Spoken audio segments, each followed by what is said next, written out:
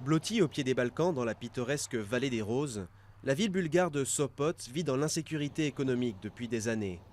Avant la chute du communisme en 1989, la ville s'épanouissait autour de la plus grande entreprise militaire du pays, VMZ Sopot.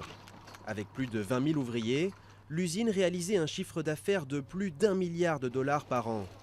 Mais aujourd'hui, 6 ans après l'entrée de la Bulgarie dans l'Union européenne, il ne reste plus que 3 000 salariés et tous vivent dans la peur d'un licenciement. Au cours des 3 derniers mois, il y a eu des réductions de personnel. Elles ne sont pas terminées et je ne peux pas dire que les gens soient tranquilles.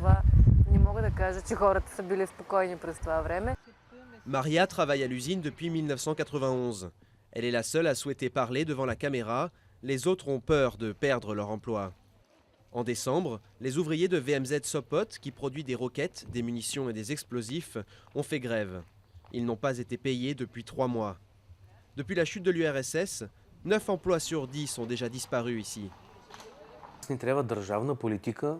Nous avons besoin d'une politique d'État qui garantisse l'emploi de façon continue.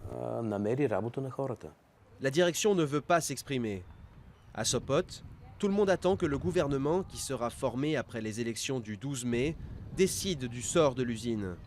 Une tentative de privatisation a récemment échoué. La plupart des gens n'ont pas d'espoir, et 23 ans après la fin du communisme, beaucoup ont la nostalgie de cette période. Pendant plus de 40 ans, cette usine nourrissait toute la région et toute la Bulgarie.